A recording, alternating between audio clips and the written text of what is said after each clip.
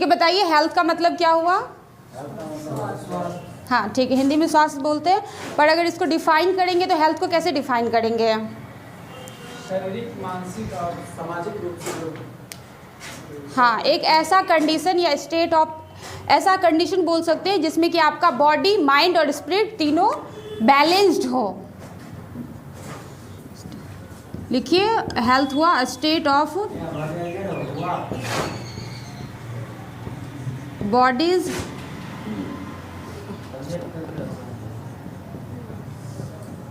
Mind,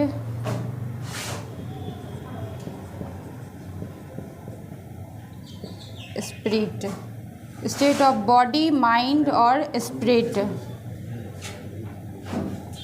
ऐसी अवस्था जिसमें आपका बॉडी का जो पार्ट्स हुआ, कोई भी बॉडी हुआ, माइंड मतलब आपका दिमाग, स्पिरिट जो आपकी अंतरात्मा, सभी स्वस्थ हो, एक स्टेट में हो, बैलेंस्ड हो।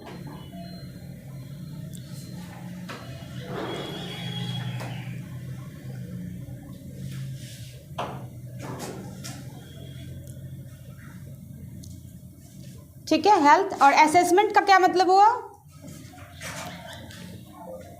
असेसमेंट, किसी चीज़ को असेस करना, मतलब क्या? उसको आइडेंटिफाई करना, फाइंड आउट करना, किसी चीज़ की जांच करना, मेज़र करना, इसका मतलब हुआ टू मेज़र, टू मेज़र या टू आइडेंटिफाई, या हम कह सकते हैं टू फाइंड आउट।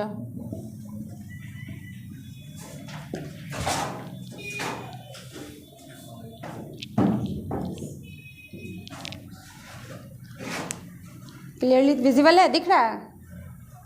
ऑनलाइन कोई बोल नहीं रहे हैं, रिस्पॉन्स नहीं दे रहे हैं, कनेक्टेड है ना?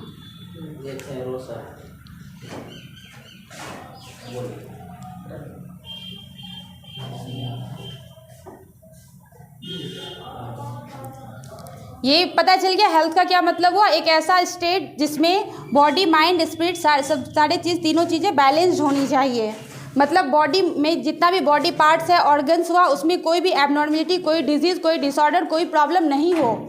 ठीक है, माइंड मतलब जो आपके इमोशंस है, माइंड सेटअप, जितने आपके कॉन्शियसनेस लेवल हैं, वो सारी चीज़ भी बैलेंस्ड होने चाहिए। स्पिरिट हुआ आपका एक विश्वास, किसी के प्रति पॉजिटिव थिंकिंग, पॉजिटिव थाउट, ये सब चीज़ भी आपके बैलेंस होने चाहिए। ये तीनों चीज़ मिला करके हम लोग बोलेंगे हेल्थ, मतलब स्वास्थ्य। फिर असेसमेंट का मतलब हुआ मेज़र करना, किसी चीज़ का आकलन करना, आइडेंटिफाई करना और फाइंड आउट करना। तो हेल्थ, असेसमेंट दोनों को कंबाइन करके ये बोल सकते हैं कि टू आइडेंटिफाई, मेजर या find out of the persons body, mind और स्पिरिट, हेल्थ प्रॉब्लम्स को फाइंड आउट करना, वो हुआ हेल्थ असेसमेंट। कोई पेशेंट आपके पास आएगा, वो अपना प्रॉब्लम लेके, तो आप उसको कैसे फाइंड करेंगे, उसका तरीका होता है। ठीक है, head to toe foot examination होता है। एग्जामिनेशन में कहाँ से शुरू करेंगे? सपोज कोई प्रॉब्लम आपके पास आई लेके आता है, तो आई में आपको क्या क्या चीज़ें देखनी होती है और किस चीज़ का क्या मतलब होता है। आँख में भी बहुत सारे चीज़ होते हैं, जैसे कि पुपिल होता है, पुपिल डायलेशन, उसका कंसंट्रेशन, उसका क्या मतलब हुआ। फिर ईयर आता है, ईयर में भी आपको हियरिंग बैलेंस, उसका एक्विटी देखना होता है, वो सुन पा रहा है नहीं सुन पा रहा है। उसी तरीके से माउथ, नेक, धीरे धीरे नीचे की तरफ आते आते फिजिकली जितने भी ऑर्गन, जितने भी पार्ट्स आते हैं, सबको एसेस करना है।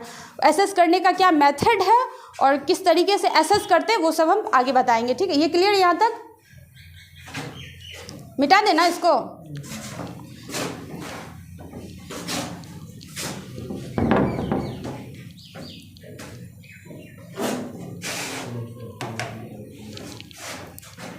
हेल्थ असेसमेंट को वन लाइन में अगर लिखना है, डिफाइन करना है, तो ऐसे लिख सकते हैं कि health assessment is to find out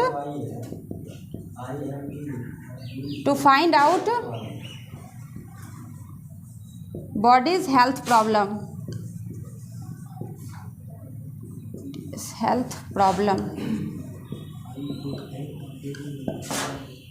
ठीक है। हेल्थ असेसमेंट का मतलब हुआ किसी पर्सन का, किसी क्लाइंट का, किसी पेशेंट का बॉडी हेल्थ प्रॉब्लम्स को फाइंड करना, जांच करना, एसेस करना। तो ये था हेल्थ असेसमेंट। अब हेल्थ असेसमेंट के मेथड क्या होते हैं? कहाँ पे? To find out body's health problem. ये एक सिंबल है, जिसको दैट इज़ बोलते हैं, I.E फिर कॉमा, ये एक सिंबल है, मतलब अगर किसी चीज़ को शॉर्ट में लिखना होता है दैट इज़ करके निकाल दिए। ठीक, ये हो गया। अब इसके मेथड पे आते हैं। मेथड ऑफ हेल्थ असेसमेंट, क्या मेथड हो सकता है, किस तरीके से हम हेल्थ असेसमेंट कर सकते हैं। ऑनलाइन बोल नहीं रहे हैं, रिस्पॉन्स नहीं दे रहे हैं, उन लोगों को आवाज़ नहीं जा रही है क्या? कोई प्रॉब्लम हो, कुछ पूछना हो, जहाँ पे दिक्कत आ रही हो तो पूछिएगा, बोलिएगा। ठीक है, मेथड पे आते हैं।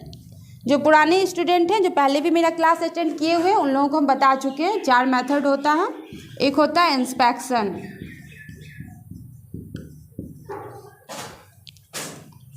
इंस्पेक्शन का मतलब क्या हो सकता है, कोई जान पा रहे हैं? पता है किसी को इंस्पेक्शन मतलब क्या हुआ? ये वर्ड कभी पहले नहीं सुने हुए हैं? इंस्पेक्ट करना, इंस्पेक्शन करना। हाँ ठीक है। दूसरा है पाल्पेशन,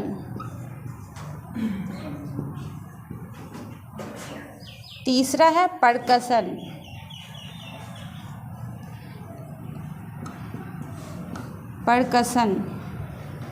और चौथा है अस्कल्टेशन।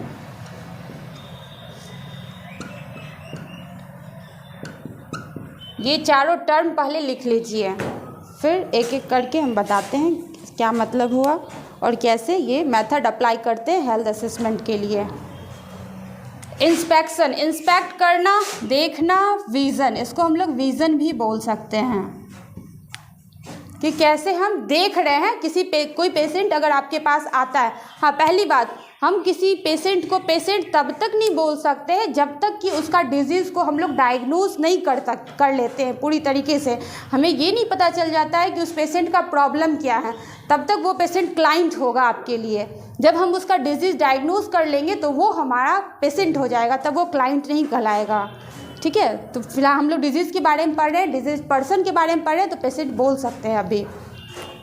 इंस्पेक्शन में क्या हुआ, इंस्पेक्ट करते हैं, अपने आँखों से किसी चीज़ को देखते हैं। सपोज कोई पेशेंट आपके पास ब्लीडिंग का, हैमरेज का, रोड ट्रैफिक एक्सीडेंट का आता है, तो हम उसको देख के आँख से पता चल जाता है ना, अरे इसका ब्लीडिंग हो रहा है, ये पेशेंट ब्लीड कर रहा है। तो वो क्या हुआ, वो उस चीज़ को तो बिना हम लोग हाथ लगाए, बिना कोई मशीन, बिना कोई स्टेथोस्कोप या कुछ भी लगाए, बिना बस अपनी आँख से ऑब्जर्व किए, ऑब्जर्वेशन विज़न ऐसा कर किए, तो वो हुआ हमारा इंस्पेक्शन। मतलब हम इंस्पेक्ट किए। सपोज किसी पेशेंट का स्वेलिंग है या रेडनेस है या उसका जो फिंगर है वो क्लबिंग हो चुका है, मतलब ब्लू ग्रीन ऐसा कुछ हो चुका है, या किसी का रेड हो गया है, तो वो हम लोग इंस्पेक्ट अपनी आँख से देखते हैं। विज़न या ऑब्जर्वेशन, मतलब ऑब्जर्व किए। ये तो एक तरीका ये हुआ पेशेंट के हेल्थ असेसमेंट का, विज़न या ऑब्जर्वेशन। ठीक है, ये लिख लीजिए। दूसरा हुआ पाल्पेशन। पाल्पेशन का क्या मतलब हुआ?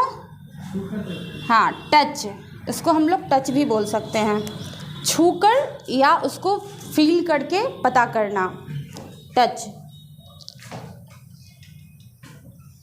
अब कोई पेशेंट आपके पास आता है, सपोज उसको आप बॉडी स्वेल कर चुका है, कहीं इन्फ्लामेशन हो चुका है, आँख से तो दिख रहा है कि वो एरिया रेड है या स्वेल्ड है, फुला हुआ है, उभरा हुआ है, ऐसा कुछ, लेकिन उसके टेंडरनेस मतलब हुआ किसी चीज़ को आप टच कीजिएगा तो वो बोलेगा कि हाँ हमको पेन हो रहा है, तो वो चीज़ आपको टच से पता चलेगा, पाल्पेट करके पता चलेगा, तो वो उस मेथड को पाल्पेशन बोलते हैं। ठीक है, किसी पेशेंट का क्या होता है ना, लीवर का साइज़ ज़्यादा ड्रिंक्स करने की वजह से या लीवर प्रॉब्लम, लीवर में ढेर सारे लीवर सिरोसिस, हेपेटाइटिस, इन सब वजह से उसका लीवर जो होता है वो इनलार्ज हो जाता है, बड़ा हो जाता है। वो नॉर्मली तो ऐसे तो हम लोग उसको डायग्नोस यूएसजी अल्ट्रासाउंड के थ्रू करते हैं, लेकिन फिजिकली अगर आप उसके लीवर वाले एरिया को टच कीजिएगा, फील कीजिएगा, तो वो बड़ा जैसा दिखेगा, थोड़ा इनलार्ज दिखेगा। उस कंडीशन को हेपेटोमेगाली कहते हैं, मतलब जो लीवर है वो थोड़ा बढ़ चुका है। तो उस चीज़ को हम लोग आँख से नहीं पता कर पाएंगे, जब उसको फील कीजिएगा, लीवर के पोजीशन को पाल्पेट कीजिएगा, तो आपको पता चलेगा कि हाँ लीवर इनलार्ज हो चुका है, हेपेटोमेगाली का कंडीशन है इस पेशेंट में। ठीक है, तो ये कंडीशन हो गया पाल्पेशन, टच के थ्रू हम लोग पता करते हैं। उसके टेंडरनेस को पता करते हैं, अगर उसको आप थोड़ा भी ज़्यादा प्रेस कीजिएगा तो वो पेशेंट बोलेगा कि हमको पेन हो रहा है, अगर नहीं हो रहा है तो वो बोलेगा नहीं हो रहा है। तो इस सब चीज़ों को पता करने के लिए हम लोग पाल्पेशन मेथड का यूज़ करते हैं, मतलब टच। अब तीसरा है परकसन। परकसन में हुआ टैपिंग।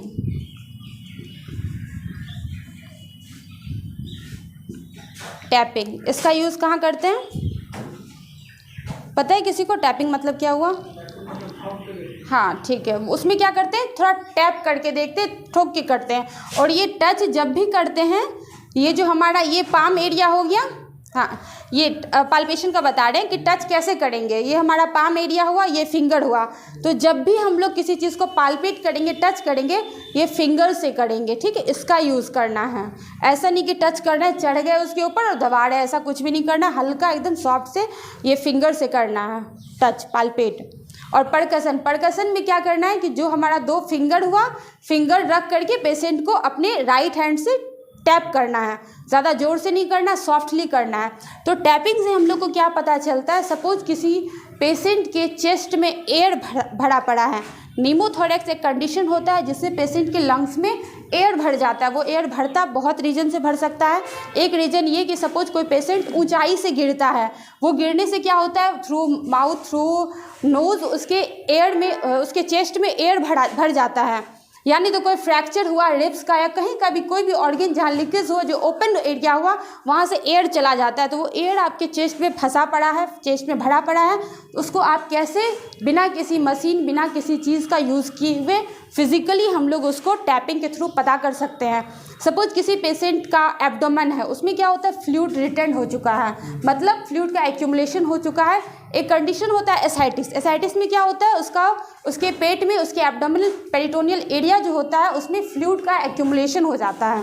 देखें कोई पेशेंट एसाइटिस के जिसका पेट कुछ ज़्यादा ही फूला हुआ रहता है, उसके बाद उसको एक्सपायर करके 1 लीटर 2 लीटर जितना भी फ्लूइड एक्यूमुलेट है हम लोग निकालते हैं। ऐसा कोई केस हॉस्पिटल ड्यूटी नहीं कर रहे हैं कोई, देखे हैं एसाइटिस का कंडीशन? तो एसाइटिस तो हम लोग को यूएसजी में पता चलता है। कंफर्म डायग्नोसिस उसका यूएसजी है कि यूएसजी में हम लोग को अल्ट्रासाउंड में पता चल रहा है कि वो पेशेंट एसाइटिस का है, उसके अंदर फ्लूइड एक्यूमुलेटेड है। लेकिन फिजिकली तुरंत कोई पेशेंट आपके पास आया तो आप तुरंत तो अल्ट्रासाउंड नहीं करेंगे ना, पहले तो आप उसका हेल्थ असेसमेंट फिजिकली करेंगे। तो उसके लिए हम लोग टैपिंग का यूज़ करते हैं, मतलब कि कोई एयर का एक्यूमुलेशन हो, फ्लूइड का एक्यूमुलेशन हो किसी जगह पे, तो वो टैपिंग करके पता चलता है, ठोक करके। उसमें क्या होता है ना, जब हम लोग किसी पेशेंट के सपोज एब्डोमेन पे रखे और ये टैप कर रहे हैं, तो वहाँ पे ना आप अपने कान से सुनिएगा या आपको फील होगा वो भारीपन या हल्कापन, मतलब साउंड का एक फील होता है, low pitch sound, high pitch sound, वो टैप करके आपको पता चलेगा। और वाइब्रेशन से जब बॉडी में टच किए तो कितना देर आप उसको टैप कर रहे हैं तो एक वाइब्रेशन निकलता है, तो वहाँ पे आपको फील होगा कि वो एयर का है या फिर फ्लूइड का है। तो आगे हम बताएंगे कि साउंड किस तरीके का होता है, जैसे कि चेस्ट का साउंड कर रहे हैं तो कितने तरीके का, 4 तरीके का साउंड होता है, कौन कौन सा साउंड होता है और कैसे होता है, कैसे हम पता करेंगे टैपिंग के थ्रू। अभी फ़िलहाल मेथड बता रहे हैं। तो मेथड में एक इंस्पेक्शन हुआ जो ऑब्जर्व करके देखते हैं, दूसरा पाल्पेशन जिसको हम लोग टच करके पता करते हैं, फील करते हैं, तीसरा परकसन टैपिंग करते हैं। टैपिंग हम लोग वही फ्लूइड और एयर एक्यूमुलेशन के लिए करते हैं। और चौथा है स्कल्टेशन। स्कल्टेशन क्या हुआ? हाँ, स्कल्टेशन मतलब स्कल करना, सुनना किसी चीज़ को। तो ये हम लोग किसके थ्रू करते हैं? स्टेथोस्कोप के थ्रू करते हैं, स्टेथोस्कोप, ठीक है। और ये सिस्टमेटिकली करते हैं। किसी पेशेंट जब आपके पास आया तो आप उसको सर से लेकर पाँव तक एक बार ज़रूर ही देखिएगा, तो आपको पता चलेगा उसके फेशियल एक्सप्रेशन से, उसके पेन से, फेशियल ग्राइमेस से। तो इंस्पेक्शन, पाल्पेशन, फिर आप उसको टच करेंगे और ये पाल्पेशन में ही हम लोग उसका टेम्परेचर वगैरह वगैरह वो पता चल जाता है। आप जैसे ही पेशेंट को छूइएगा पता चल जाएगा उसका टेम्परेचर क्या है, उसका टेक्सचर, बॉडी टेक्सचर क्या है। टेक्सचर का मतलब हुआ उसका शरीर ठंडा है, उसका बॉडी गर्म है या फिर सूखा है, नमी है, मॉइस्चर है, तो वो टच से पता चलता है। परकसन फिर वही ठोक पीट करके, मतलब ज़्यादा नहीं, मतलब हल्का सॉफ्टली करना, फिंगर से करना होता है। फिर एस्कल्टेशन स्टेथोस्कोप से फिर हम लोग हेयर करते हैं, ठीक है। ये 4 मेथड हैं, method of health assessment. Physical examination को इस तरीके से असेस करते हैं। लिख लिए ये चारों चीज़, ठीक है। आगे बढ़ते हैं।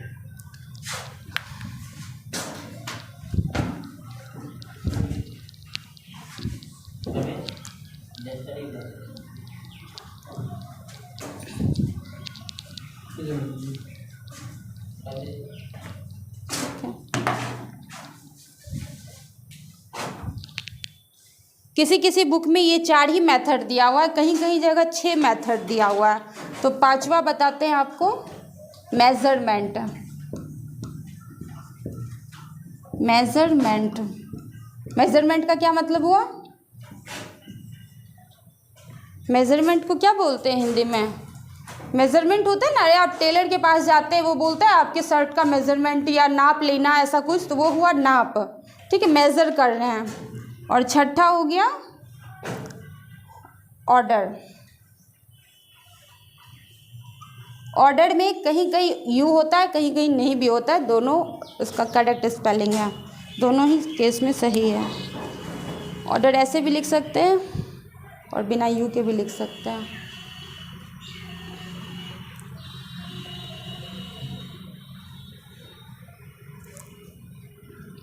ठीक है, आते हैं मेजरमेंट पे। जब कोई इन्फेंट न्यू बॉर्न आपके पास आता है, कुछ प्री मैच्योर होते हैं, कुछ मैच्योर होते हैं, मतलब फुल टर्म और प्री टर्म बेबी होता है, उस केस में क्या होता है ना, हम लोग उसका हेड का मेजरमेंट करते हैं, स्कल का मेजरमेंट करते हैं, या फिर उसका चेस्ट का सरकमफेरेंस मेज़र करते हैं इन्फेंट न्यू बॉर्न सबके केस में। तो इसलिए एक तरीका ये भी है हेल्थ को एसेस करने के लिए, मेजरमेंट। ठीक है, और ऑर्डर में क्या करते हैं, डिटेक्शन करते हैं किस चीज़ का, ऑर्डर का, डिटेक्शन ऑफ ऑर्डर या फिर स्मेल। सपोज कोई पेशेंट आपके पास आ रहा है जिसको उंड का प्रॉब्लम है, उंड मतलब घाव हो गया, बहुत लंबे समय से है, तो उसमें एक बदबूदार स्मेल आता है, फिशी स्मेल आता है, एक ऑर्डर आता है, तो वो हम लोग डिटेक्ट करते हैं उसके ऑर्डर से। अगर उसका नया घाव है या नया कटा जला कुछ भी है, वो स्टार्टिंग में स्मेल नहीं करता है, उसमें से कोई ऑर्डर नहीं आता है, लेकिन जब वो पुराना हो जाता है, कुछ दिन, कुछ सप्ताह, कुछ महीने हो जाते हैं, तो उसमें से एक फिशी ऑर्डर आने लगता है। तो हम लोग ऑर्डर से भी हेल्थ असेस फिजिकल एग्जामिनेशन कर सकते हैं, मतलब उसके स्मेल से भी पता चल जाता है वो कि वो नया है, पुराना है, जो भी है।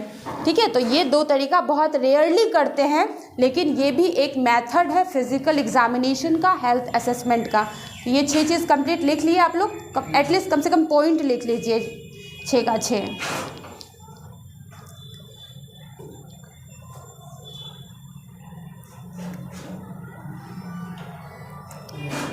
ठीक है, ये था मेथड। आगे बढ़ते हैं।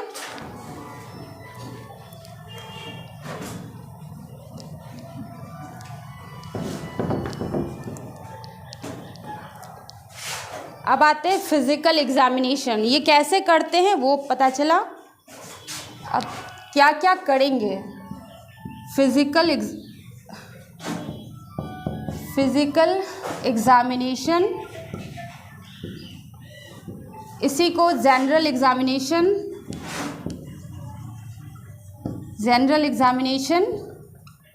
या हेड टू फुट एग्जामिनेशन या हेड टू टॉय एग्जामिनेशन भी बोलते हैं। ये सब एक ही चीज़ है। ठीक है, अब ये कैसे करते हैं वो बताते हैं, कहाँ से शुरू होता है। जनरल एग्जामिनेशन, जनरली कोई पेशेंट, कोई क्लाइंट आपके पास आया तो आप उसको क्या क्या एग्जामिन करेंगे। सबसे पहले तो हेड से देखेंगे, एक बार तो पेशेंट को एक नज़र तो देखेंगे ना, सर से लेके पाँव तक। तो सर से लेके पाँव तक किस किस एरिया पे ज़्यादा फोकस्ड करना है तो वो बताएंगे। हेड टू फुट मतलब नाम से क्लियर है कि सर से लेके पाँव तक ही करना है। हेड टू टॉय, फुट और टॉय, फुट भी बोल सकते हैं, टॉय भी बोल सकते हैं। तो ये चारों एक ही नाम है हेल्थ असेसमेंट का। फिजिकल एग्जामिनेशन इसी को बोलते हैं, general examination, head to toe examination या हेड टू फुट एग्जामिनेशन, चारों एक ही चीज़ है। हेड से शुरू करते हैं हम लोग। चारों नाम लिख लिए? ठीक है, आगे बढ़ते हैं।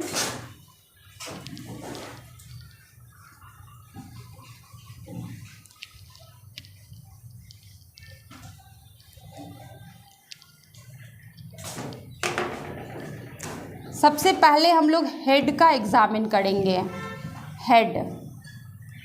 हेड में क्या क्या आप देख सकते हैं किसी पेशेंट का, किसी क्लाइंट का। हेड में हेड ऊपर सबसे पहले हम लोग उसमें स्कल देखेंगे। स्कल, इसको क्या बोलते हैं हिंदी में? खोपड़ी। हाँ, खोपड़ी देखेंगे। ये स्कल किन किन पेशेंट्स में देखना होता है? स्कल का एग्जामिन हम लोग जो न्यूबॉर्न हुआ, इन्फेंट हुआ, उन लोगों में देखते हैं। स्कल में क्या होता है ना, सूचर्स पाया जाता है। जो इन्फेंट न्यूबॉर्न होते हैं, अगर आप लोग उसको ध्यान से देखे होंगे या आप लोगों को याद होगा तो उसमें कुछ सूचर्स होते हैं। ये वाला बोन एकदम हल्का हल्का बल्जिंग टाइप का दिखेगा। वो सूचर्स आपको इस स्कल में भी दिख रहा होगा कि ये बोन से मिलके यहाँ पे ये जो जिगजैग ये सूचरिंग लाइन है, मतलब कनेक्ट करने वाला ये लाइन है, उसको सूचर बोलते हैं, जो एक बोन से दूसरे बोन को कनेक्ट करता है। और जहाँ पे कनेक्शन होता है आगे पे, यहाँ पे और यहाँ पे जो 2-3 बोन मिल जाता है, वो एक ट्रायंगुलर शेप होगा और एक डायमंड शेप का होगा। तो इस दोनों को हम लोग फंटानेल बोलते हैं। तो बच्चे में वो जो फंटानेल होता है वो पाल्पेट करता है, उसमें पल्सेशन होते रहता है। बाद में वो क्या होता है कि 18 मंथ पे या 24 मंथ पे वो जाकर के बंद हो जाता है या वो फिक्स्ड हो जाता है। जब आप उसको देखिएगा, हल्का टच भी कीजिएगा तो वो धंसा टाइप का लगेगा न्यूबॉर्न में। तो उस केसेस में ये स्कल ऐसे तो जनरली नहीं देखते हैं, लेकिन अगर देखना होगा तो इन्फेंट या न्यूबॉर्न में हम लोग देखते हैं। हेड में स्कल का एग्जामिन करते हैं, ठीक है। तो स्कल में क्या देखें हम लोग? सूचर लाइन देखें, सूचर लाइन का एग्जामिन करते हैं, या फिर फंटानेल का। फंटानेल वो जो देखेंगे तो उसमें फिर क्या पता चलेगा? देखिए, किसी पेशेंट का देखिए, जो फंटानेल होता है वो 2 तरह का होता है, ट्रायंगुलर शेप हुआ, डायमंड शेप हुआ। 4 फंटानेल्स होते हैं, लेकिन शेप उसका ट्रायंगुलर और डायमंड ही होता है। इसमें आपको ये पता चलेगा कि उसका पल्सेशन हो रहा है या नहीं हो रहा है। अगर पल्सेशन अच्छे खासा हो रहा है तो वो चीज़ नॉर्मल है, लेकिन अगर किसी इन्फेंट न्यूबॉर्न में पल्सेशन नहीं आपको फील हो रहा है, दैट मीन्स आपका जो चाइल्ड है उसका स्कल एबनॉर्मल है।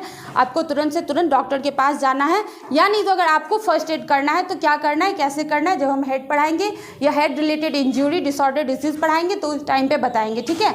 अभी फ़िलहाल हम लोग हेल्थ असेसमेंट पढ़ रहे हैं, मतलब एग्जामिन क्या करना है, किस किस चीज़ को पे फोकस करना है, देखना क्या चीज़ है, क्या एबनॉर्मल है, क्या नॉर्मल है, ठीक है। तो स्कल में हम लोग सूचर लाइन देखें, फंटानेल देखें। ये ना बेसिकली हम लोग इन्फेंट और न्यूबॉर्न में ही देखते हैं, इन्फेंट या फिर न्यूबॉर्न। अच्छा, 2 वर्ड यहाँ हम लिखा है, एक इन्फेंट और एक न्यूबॉर्न। ये किसको बोलते हैं इन्फेंट और किसको बोलते हैं न्यूबॉर्न? और इन्फेंट किसको बोलते हैं? बड़े बच्चे को? नहीं पता किसी को इन्फेंट किसको बोलते हैं, न्यूबॉर्न किसको बोलते हैं?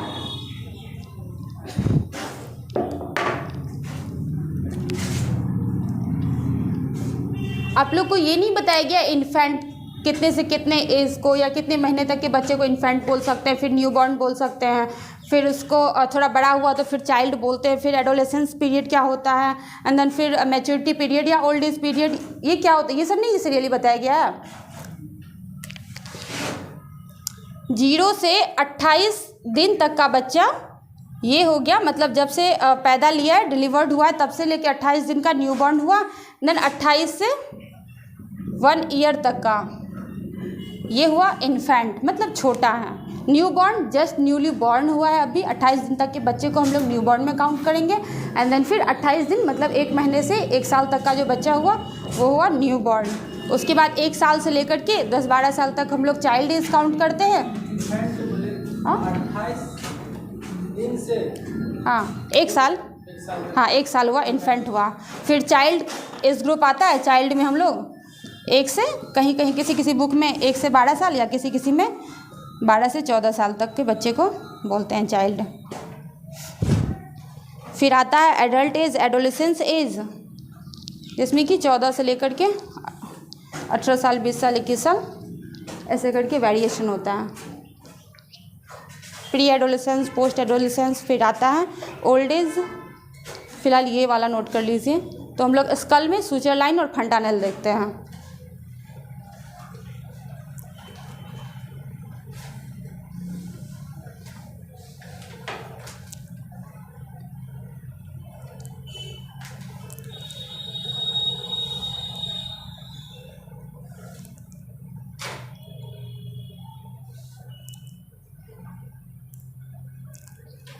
ठीक है, क्लियर है। और हेड में क्या देख सकते हैं,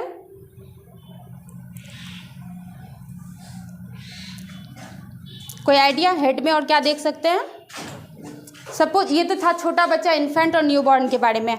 कोई बड़े एडल्ट आते हैं, कोई बच्चा आता है या फिर कोई ओल्ड एज पर्सन आते हैं, तो उसमें क्या होता है, कभी कभी वो लोग गिर गए, चोट लग गया या फ्रैक्चर हो गया या कुछ भी हो गया स्कल में, तो हम लोग उसमें पेन देखते हैं, टेंडरनेस देखते हैं।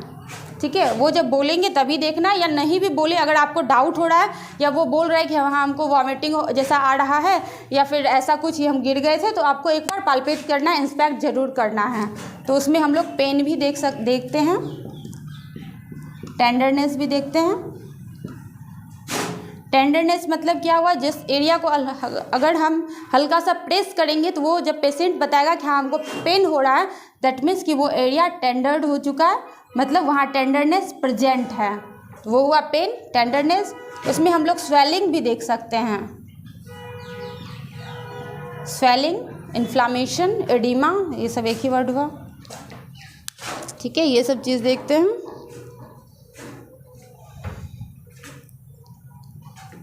इसके अलावा क्या देख सकते हैं स्कल में, हेड में, इसके अलावा हम लोग लीजन्स देख सकते हैं। लीजन्स मतलब क्या हुआ, कोई स्कार मार्क, किसी तरीके का निशान, ठीक है, वो भी देख सकते हैं। ये था हेड।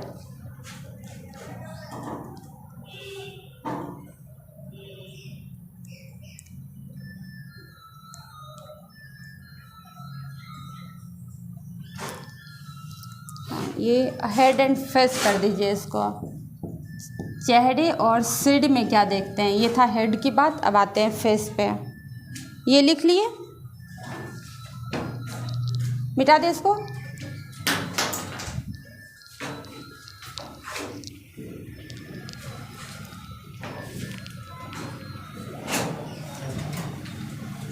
ऑनलाइन वाले कुछ बोल नहीं रहे हैं, कनेक्टेड तो है ना, आवाज़ तो जा रही है ना उन लोगों को।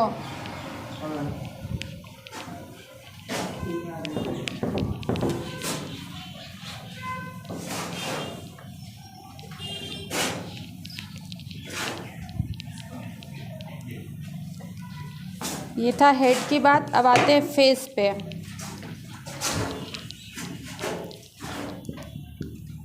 फेस में क्या देखते हैं हम लोग पेशेंट का, हाँ आते हैं फेस पे। मतलब जनरली एक जनरल अपीयरेंस फेस पे हम लोग, जब कोई पेशेंट आपके पास इन करता है, मतलब आता है, आप उसका फेशियल ग्राइमेस देखते हैं। फेशियल ग्राइमेस, या हम उसे फेशियल एक्सप्रेशन बोल सकते हैं। अगर वो दर्द में है, बहुत दर्द में है, या बहुत बहुत बहुत ज़्यादा दर्द में है, तो आपको उसको देख के पता चल जाता है उसके फेशियल एक्सप्रेशन से, फेशियल ग्राइमेस से। तो सबसे पहले उसके चेहरे का हाव भाव देखते हैं, वो हुआ फेशियल एक्सप्रेशन। ठीक है,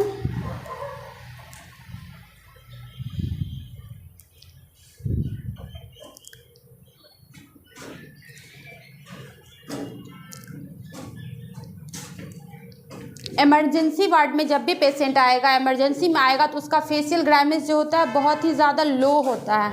मतलब वो पेशेंट दर्द में होगा, पेन में होगा, ठीक है। लेकिन वही अगर ओपीडी का पेशेंट होगा, मतलब कंपेयर करेंगे आप एक इमरजेंसी ओपीडी पेशेंट को, तो ओपीडी का पेशेंट उतना दर्द में नहीं होगा, ठीक है। वो नॉर्मली उसका जो फेस होगा वो फ्लश्ड होगा, मतलब नॉर्मल होगा, दर्द शो नहीं करेगा उसके फेस पे। तो ये चीज़ देखते हैं। उसके बाद फिर जनरली हम लोग फेस में क्या देखते हैं, पफ़ी फेस देखते हैं। एक होता है सूझा हुआ फेस, मतलब नहीं हल्का फुला फुला जैसा, उसका फेस पफ़ी फेस लगेगा। तो ये चीज़ हम लोगों को फेस से पता चलता है। कोई एनीमिक पेशेंट होता है, एनीमिया होता है, जिसको ब्लड की कमी होती है, उसका फेस क्या होता है ना, पेल हो जाता है, हल्का पीलापन दिखेगा आपको, हल्का पीलापन, ज़्यादा नहीं। और उसका फेस जो होता है पफ्ड हो जाता है, पफ़ी हो जाता है। पफ़ी फेस मतलब हल्का सूजन फुला हुआ होता है, ठीक है। तो ये सब चीज़ भी हम लोग जनरल असेसमेंट में देखते हैं जनरली, जो फिजिकल हेड एंड फेस में हम लोग को ये सब चीज़ देखने को मिल सकता है। ठीक है, एक चीज़ और देखते हैं, पैरोटिड ग्लैंड का नाम सुने हुए हैं? पैरोटिड ग्लैंड, डाइजेस्टिव सिस्टम हो गया है ना, कितने ग्लैंड्स होते हैं, कौन कौन ग्लैंड्स कहाँ कहाँ उसका लोकेशन है, पोजीशन है, क्या काम है, क्या सीक्रेट करता है, वो सब पता है ना? नहीं हुआ है डाइजेस्टिव सिस्टम? और जिसका हुआ है मतलब आप लोगों का तो हो गया है ना, जो न्यू लोग हैं उन लोगों का नहीं हुआ होगा, सब मतलब खा के निकाल दिए ना। उसमें पैरोटिड ग्लैंड का साइज़ देखते हैं, पैरोटिड ग्लैंड का इनलार्जमेंट, हाँ इनलार्जमेंट देखते हैं। ठीक है, तो ये भी आपको फेस से पता चलेगा, पैरोटिड ग्लैंड। जाइएगा जा करके पहले आप लोग ग्लैंड सर्च कीजिएगा, ठीक है, कितने लिम्फ नोड्स होते हैं, कितने ग्लैंड्स होते हैं, किसका कहाँ पोजीशन है।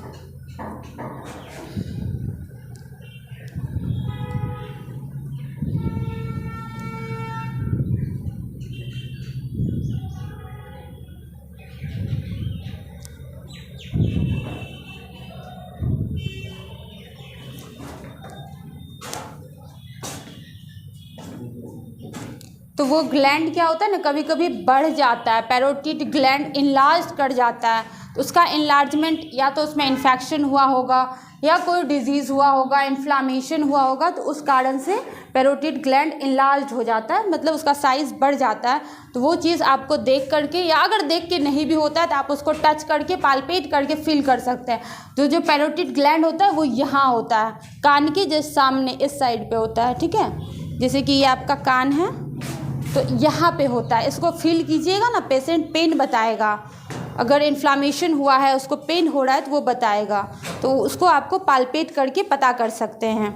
ईयर इन्फेक्शन वाले पेशेंट आते हैं ना, बोलते हैं कान में बहुत दर्द हो रहा है, तो ज़रूरी नहीं है कि उसका जो कान दर्द हो रहा है वो उसके कान के पार्ट्स की वजह से हो रहा है, मतलब जो inner ear, outer ear, middle ear है उसकी वजह से हो रहा है, ये ज़रूरी नहीं है। जो पैरोटिड उसके साइड वाला ग्लैंड है उसकी वजह से भी उसका कान दर्द कर सकता है। तो अगर उसके पैरोटिड वाले एरिया को आप टच कीजिएगा या हल्का पाल्पेट कीजिएगा, थोड़ा दबाइएगा, प्रेस कीजिएगा, तो वो बोलेगा हाँ हमको दर्द हो रहा है, दैट मीन्स कि वो पैरोटिड ग्लैंड के इन्फेक्शन की वजह से भी पेन हो रहा है। ठीक है, तो वो पैरोटिड ग्लैंड का इनलार्जमेंट भी आप वहीं पे मिलेगा। तो फेस में ये सब चीज़ देखें, क्या देखिए, उसका फेशियल एक्सप्रेशन देखिए, फ्लश देखिए, मतलब नॉर्मल है, हाँ पेशेंट उतने पेन में नहीं है। तीसरा पफी फेस, दैट मीन्स हल्का सूझा सूझा सा उसका फेस है। चौथा कि पैरोटिड ग्लैंड का इनलार्जमेंट देखें। ठीक है, तो वो पाल्पेट करके देखेंगे। ये था फेस की बात। अब आगे बढ़ते हैं, फेस से मिटा दें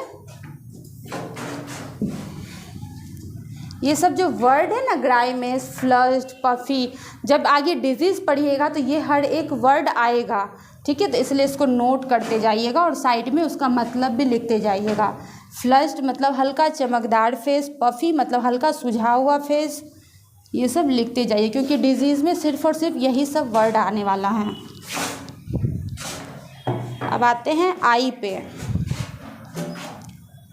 दूसरा है आई। पहला था हेड एंड फेस, दूसरा है आई। आई में क्या क्या देखते हैं, एक नॉर्मल आई का स्ट्रक्चर, हाँ देखिए यहाँ पे बहुत अच्छा वाला स्ट्रक्चर बना हुआ है। नॉर्मल क्या देखते हैं, ये पूरा हम लोग आई का एरिया ही बोलते हैं। ठीक है, चाहे वो एक्सटर्नल एनाटॉमी हो या इंटर एनाटॉमी, ये आई का ही एनाटॉमी है। ठीक है, इसमें आईब्रोज होता है, ये वाला इसको आई लैसेस बोलते हैं, और ये वाला जो एरिया है ऊपर वाला, ये आईलिड्स हुआ, ऊपर वाला अपर आईलिड्स, और ये नीचे वाला जो है ये लोअर आईलिड्स, और ये लैसेस है। ये जो वाइट वाला एरिया है उसको हम लोग क्या बोलेंगे, स्कैलेरा। ये जो अंदर वाला है इसको हम लोग पुपिल बोलेंगे, और ये जो साइड वाला है इसको हम लोग आइरिस बोलते हैं। ठीक है, समझ आ रहा है या फिर बनाना भी पड़ेगा? तो समझ तो आ रहा होगा ना, स्कैलेरा क्या है, आइरिस क्या है, पुपिल्स क्या है। चलिए बताते हैं। आगे से देखे होंगे ऐसे गोल जैसा हो जाता है, इसको क्रंकल बोला जाता है ये। ठीक है, ये वाला तो आईब्रोज हो गया।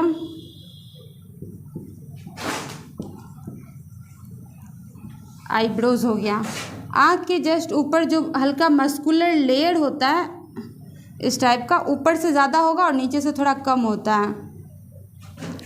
फिगर में दिख रहा है ना, ऊपर से ये जो थोड़ा मोटा जैसा दिख रहा है ये हो गया अपर आईलिड्स,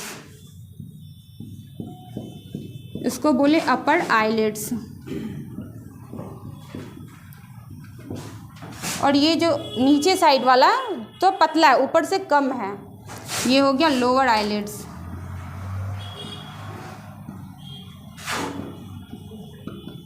ठीक है, अब इस आईलिड्स के ऊपर ही ऐसे करके जो इसको आईलैसेस बोलते हैं। ठीक है, ये जो हेयरी एक्सटेंशन है इसको आईलैसेस बोले, ऊपर भी और नीचे भी। ठीक है, इसको बोले आईलैसेस। ठीक है, अब आता है ये वाला पोर्शन, टेढ़ा हो गया, समझ जाइए। ठीक है, फिगर पे फोकस मत कीजिए। और ये अंदर वाला जो हो गया इसको क्या बोले, पुपिल, क्या बोलते हैं हिंदी में, पुतली ना। और ये वाला जो हो गया इसको बोले आइरिस।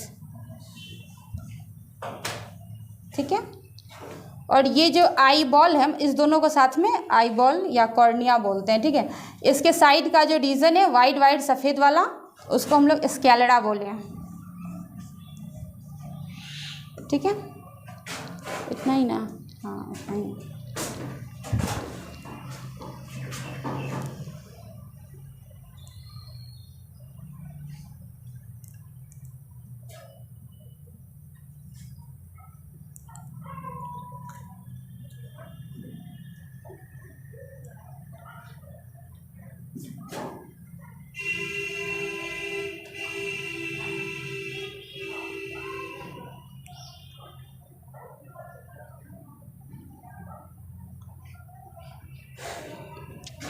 ठीक है, और ये पुपिल और आइरिस, इस दोनों को साथ में कॉर्निया बोल सकते हैं।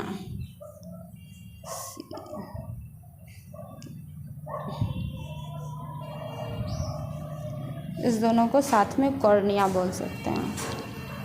नॉर्मली कोई पेशेंट आपके पास आता है तो आई में आप लोग ऊपर से तो यही देखिएगा ना, अंदर से तो रेटिना लेंस तो दिखने वाला है नहीं ऊपर से। तो जनरली जो जनरल एग्जामिन करेंगे तो बस इतने ही चीज़ पे हम लोग फोकस्ड रहते हैं, इतना ही चीज़ देखते हैं। अब इसमें क्या क्या हो सकता है और किस किस केसेस में इन सब चीज़ों को देखेंगे। शुरू करते हैं आईब्रोज़ पे। क्या होता है कि उसका आईब्रोज़ देखेंगे, आईब्रोज़ में देखेंगे क्या, डैंड्रफ हो सकता है, वाइट वाइट सफ़ेद सफ़ेद सा, या उसका आईब्रोज किसी किसी में ज़्यादा होता है कम होता है, खैर वो उतना मैटर नहीं करता है। इसमें क्या करते हैं, इन्फेक्शन देखना होता है आईब्रोज में और आई लैसेस में। ये जो आई लैसेस है इसमें क्या होता है कि फंगल इन्फेक्शन होने की चांसेस होती है। सफ़ेद सफ़ेद सा जैसे कि बाल में डैंड्रफ होता है ना, उसी टाइप का हो जाता है। दैट मीन्स उसका आई जो है इन्फेक्टेड है, उसमें फंगल इन्फेक्शन हो गया है। तो वो हम लोग को आँख से इंस्पेक्शन के थ्रू, इंस्पेक्शन मेथड का उपयोग करते हुए पता चलता है कि हाँ उसका आईब्रोज आईलैसेस इन्फेक्टेड है। तो जनरली ये चीज़ें देखेंगे हम लोग आईब्रोज में और आईलैसेस में। अब आते हैं आईलिड्स पे, चाहे वो अपर आईलिड्स हो या लोअर आईलिड्स हो। आईलिड्स में क्या होता है ना, कभी कभी वो स्वेल कर जाता है, सूजन हो जाता है, आप देखते होंगे फूल जाता है, मोटा सा, बच्चे में ज़्यादा होता है, ऊपर का आईलिड्स लोअर का आईलिड्स फूल गया है, या उसमें पिंपल्स जैसा नोट्स बन गए हैं, मासेस बन गया है। तो ये सब चीज़ इंस्पेक्ट करते हैं। हर डिजीज़ का अलग अलग मतलब साइंस होता है, सिम्टम्स होता है कि हाँ ये हुआ, दैट मीन्स हम इसको इस डिजीज़ की तरफ ले जा सकते हैं। तो ठीक है, किस केसेस में ऐसा होता है, या मास का फॉर्मेशन या स्वेलिंग हुआ, रेडनेस हुआ, या जो भी कुछ हुआ, तो वो जब हम लोग डिजीज़ डिस्कस करेंगे आई का डिजीज़ बेसिकली, तब पता चलेगा कि हाँ ये चीज़ इस आई डिजीज़ को, सपोज आई में कौन कौन सा डिजीज़ हो सकता है, आई का डिजीज़ नहीं डिजीज़ क्या क्या होता है आँख में, कैटरैक्ट होता है, किसी को नज़दीक से नहीं दिखता है, दूर से नहीं दिखता है, मायोपिया हुआ, हाइपरमेट्रोपिया हुआ, ये सब हो सकता है ना, किसी को चश्मा लगा पड़ा है, तो वो सब डिजीज़ की वजह से। नॉर्मली तो कोई ऐसे लगाएगा नहीं। तो हर डिजीज़ का ना एक साइन होता है, एक सिम्टम होता है।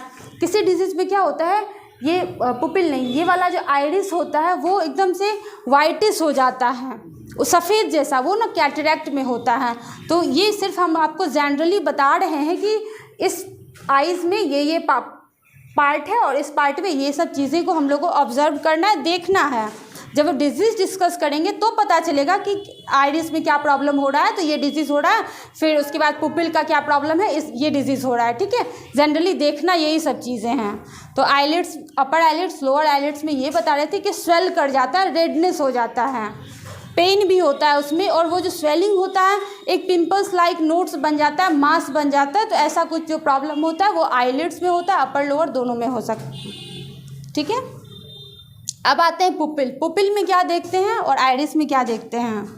पुपिल में एक बहुत ही अच्छा चीज़ हम लोग देखते हैं, इसका डायलेशन देखते हैं। डायलेशन मतलब डायलेट कर गया है, कोई चीज़ अपने जगह से बढ़ गया, फैल गया है, ठीक है, वो हुआ डायलेशन। और दूसरा देखते हैं कॉन्ट्रैक्शन। किस केस में पुपिल डायलेट होता है या कॉन्ट्रैक्ट होता है या नॉर्मल होता है।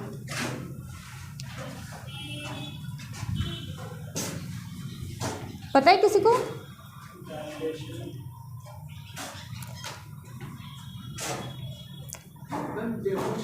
तो सबसे पहले पुपिल को ही देखा जाता है ना। हाँ, जब कोई पेशेंट इमरजेंसी सिचुएशन में आता है या इमरजेंसी का पेशेंट होता है तो उसमें हाँ वो सेंसिटिविटी टू लाइट चेक करते हैं, वो भी पुपिल में ही चेक करते हैं। हाँ ठीक है, ये डायलेशन कॉन्ट्रैक्शन के बाद आप एक नंबर ये लिख दीजिए पुपिल में। दूसरा ये देख लीजिए sensitivity to light, sensitivity to light, light ये भी चेक करते हैं कि लाइट के प्रति हमारा जो पुपिल है वो रिएक्टिव है या नहीं, या सेंसिटिव है या नहीं। सेंसिटिविटी यानी तो उसको रिएक्टिविटी भी लिख दीजिए, रिएक्टिव है या नहीं। रिएक्टिविटी मतलब वो प्रतिक्रिया दे रहा है या नहीं दे रहा है। अब बात करते हैं पुपिल के डायलेशन और कॉन्ट्रैक्शन पे। नहीं दिख रहा है, नीचे ऊपर ही लिखे हैं। ऑनलाइन कनेक्टेड है या फिर ऐसे ही में हेडसेट लगाए हुए हैं, बोल नहीं रहे हैं, कुछ पूछ नहीं रहे हैं, सब कुछ दिख रहा है क्या उन लोगों को बोर्ड पे। बीच बीच में बोलते रहा कीजिए ना, तभी तो पता चलेगा आप लोग कनेक्टेड हैं, आवाज़ मेरी जा रही है नहीं जा रही है। डायलेशन, एक इमरजेंसी पेशेंट हुआ। पहले बात तो इमरजेंसी पेशेंट में रखते किसको किसको हैं, जिसको कि इमरजेंट केयर की ज़रूरत है, जो लाइफ थ्रेटनिंग कंडीशन है, वो सब हुआ हमारा इमरजेंसी पेशेंट, ठीक है। अब लाइफ थ्रेटनिंग या अर्जेंट पेशेंट कौन सा हुआ, जिसको कि सख्त ज़रूरत है, जिसका वाइटल साइंस जो है धीमा पड़ रहा है या काम नहीं कर रहा है, या पेशेंट अब उस स्थिति में है जान मतलब कि डी करने की स्थिति में है, वो सब पेशेंट हुआ हमारा इमरजेंसी केयर पेशेंट में, उनको हम लोग काउंट करेंगे। तो आप पॉइज़न का पेशेंट देखे होंगे, देखे हैं ना, जहर खाया हुआ पेशेंट। फिर आप स्नैक बाइट का पेशेंट देखे होंगे। उसके बाद आप स्नैक बाइट हुआ और क्या एक पॉइज़न का केस देखे होंगे। इन सब केस में क्या होता है ना, जब आप उसके लाइट रिएक्टिविटी को उसके पुपिल पे चेक कीजिएगा। नॉर्मली अगर हम आपके पुपिल पे एक मोबाइल का लाइट या कोई भी फ्लैश लाइट जलाते हैं, आप तुरंत आँख को बंद कीजिएगा। ये जो आपका आईलिड्स है उसको प्रोटेक्ट करने के लिए तुरंत आँख बंद कर दीजिएगा। लेकिन जिसका पुपिल रिएक्टिव नहीं हो पा रहा है, उसका आँख रिएक्टिव नहीं है, मतलब पुपिल ब्लिंक नहीं कर, मतलब आपके आईलिड्स ब्लिंक नहीं कर रहे हैं, दैट मीन्स कुछ गड़बड़ है, मतलब ये चीज़ें नॉर्मल नहीं है।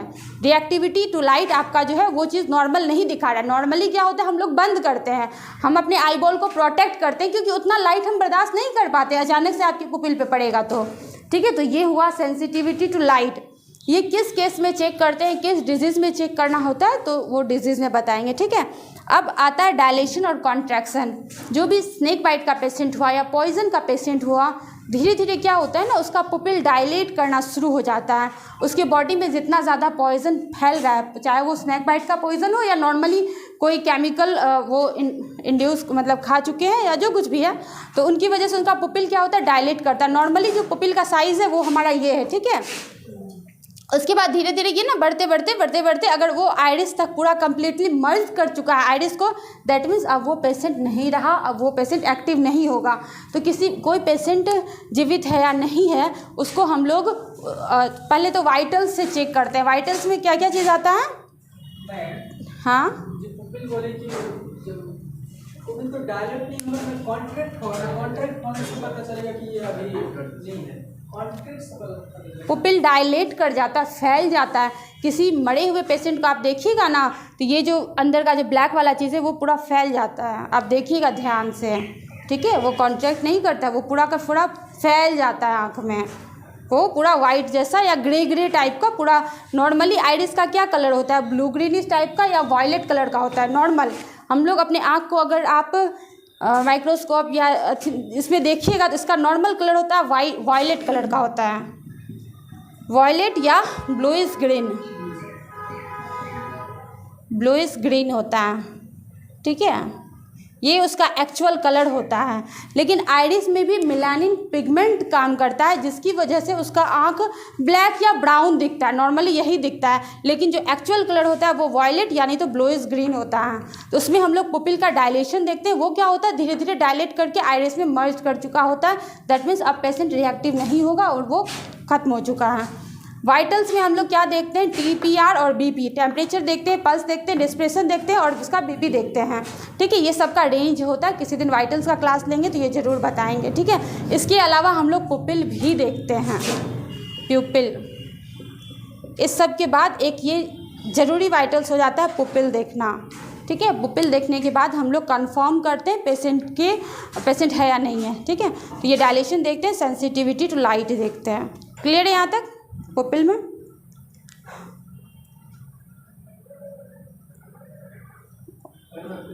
अगर कॉन्ट्रैक्शन हो गया जो नॉर्मल साइज है उससे कॉन्ट्रैक्शन हो गया, दैट मीन्स उसके इंटरनल ईयर, उसके एनाटॉमी जो इंटरनली फिजियोलॉजी है उसमें प्रॉब्लम आ रहा है कुछ। क्योंकि पुपिल जो डायलेट होता है वो कैटरेक्ट सब में भी वाइटिश डिस्चार्ज टाइप से पूरा आँख ब्लर हो जाता है, उस सब केस में ऐसा होता है, ठीक है। कॉन्ट्रैक्शन का तो ज़्यादा केस हम नहीं देखे हुए हैं, या फिर आगे जब डिजीज़ डिस्कस करेंगे तो बताएंगे। लेकिन डायलेशन का नॉर्मली क्या होता है? स्नैक बाइट पॉइजन ये सब हम लोग को देखने को मिलता है और हम लोग नॉर्मली भी देखते हैं किसी पेशेंट का, तो वही है डायलेशन कॉन्ट्रैक्शन।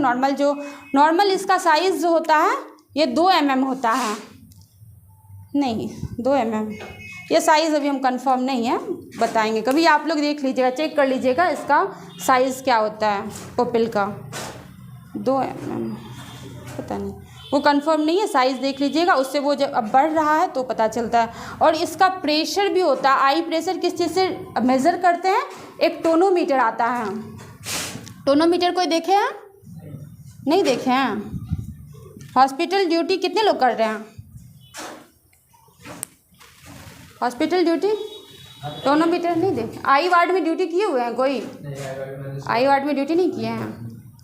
उसमें ना आँख का प्रेशर देखते हैं, ऑक्यूलो प्रेशर। एक गोल जैसा ये होता है, ठीक है, एक मशीन लगा होता है ऐसा करके गोल जैसा। इसको हम लोग आई के ये वाला जो पुपिल वाला एरिया है उसमें प्लेस करते हैं। तो वो ना ऐसे करके जैसे BP का स्फैग्मोमीटर का जो मीटर होता है वो दिखाता है, बढ़ते जाता है। यानी तो एक गोल वाला में देखते हैं उसका प्रेशर ऐसे ऐसे करके धीरे धीरे करके, गोल वाला जो BP इंस्ट्रूमेंट देखें उसी में ना टोनोमीटर में भी वो बढ़ते घटते रहता है। तो वो प्रेशर बताता है टोनोमीटर से आँख का। हाँ, टोनोमीटर होता है एक छोटा सा इतना बड़ा सा इंस्ट्रूमेंट होता है। आई का प्रेशर नापते हैं। नॉर्मली आई का कितना प्रेशर होता है? 15 से 20 mmHg होता है। 15 से 20 mmHg ये नॉर्मल प्रेशर है। ये ICP में क्या होता है? ICP क्या किसको बोलते हैं? Intra ocular pressure. इसमें क्या होता है ना, प्रेशर 35 से या 40 mmHg से बढ़ जाता है। उसमें क्या आँख का प्रेशर बढ़ने से क्या होता है? ब्रेन पे इफेक्ट करता है या आई डैमेज होता है, आई के नर्व्स डैमेज हो जाते हैं, ऐसा प्रॉब्लम आता है, ठीक है। तो आई प्रॉब्लम में जब डिजीज़ डिस्कस करेंगे तो पता चलेगा। नॉर्मल आई प्रेशर 15 से 20 mmHg होता है। 35 या 40 से ऊपर बढ़ जाता है तो आई के जो नर्व्स हैं, जो नर्व सप्लाई होते हैं वो डैमेज होने का चांसेस बढ़ जाता है। तो ये था पुपिल में हम लोग डायलेशन, सेंसिटिविटी ये सब चीज़ें चेक करते हैं। IBP, हाँ वो IBP, हाँ, बीपी हुआ ब्लड का प्रेशर, हाँ वो हो गया इंट्राओकुलर का प्रेशर। आँखों का प्रेशर भी चेक करते हैं।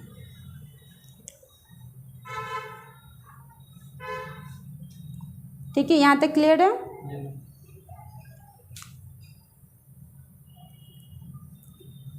आँख में हम लोग उसका विजुअल एक्विटी भी चेक करते हैं।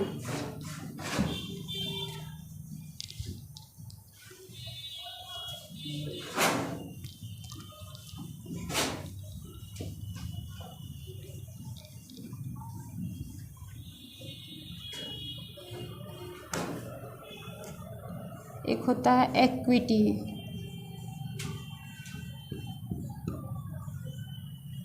एक्विटी किसका? आँख का, विजुअल, UAL, विजुअल एक्विटी। मतलब आँख का फंक्शन जो है या आँख अपने फंक्शन को करने के लिए कैपेबल है या नहीं, विजुअल एक्विटी। किसी किसी का विज़न लॉस हो चुका रहता है तो ये विजुअल एक्विटी से पता चलता है, मतलब उसका आँख उसको नहीं दिख रहा है। तो इसका फिर कैसे पता करेंगे कि इसका विजुअल एक्टिविटी है या नहीं? उसका भी बहुत तरीके का जांच होता है, नर्व्स का जांच होता है। आँखों का एक्सरे देखे हैं, आँख का एक्सरे, आँख का अल्ट्रासाउंड, ये सब तो वहाँ से पता चलता है। नॉर्मली हम लोगों को, अरे हम लोग उससे भड़वली पूछ तो सकते हैं कि आपको ये दिख रहा है नहीं दिख रहा है, या ऐसे उंगली इशारा करके। एक आप जब कोई अपना आँख दिखाने गए होंगे या आई वार्ड में ड्यूटी किए होंगे OPD में, तो एक बड़ा सा चार्ट लिखा रहता है, बड़ा वाला अक्षर बड़ा, फिर उससे छोटा, फिर उससे छोटा, नीचे 5 रो होता है, सबसे लास्ट सबसे छोटा। ये जो चार्ट होता है इसको क्या बोलते हैं? इसको स्नेलेंस चार्ट बोलते हैं, स्नेलेंस चार्ट। इसके थ्रू हम लोगों को आई का विज़न पता चलता है। अगर आप अपना आँख कभी दिखाए होंगे तो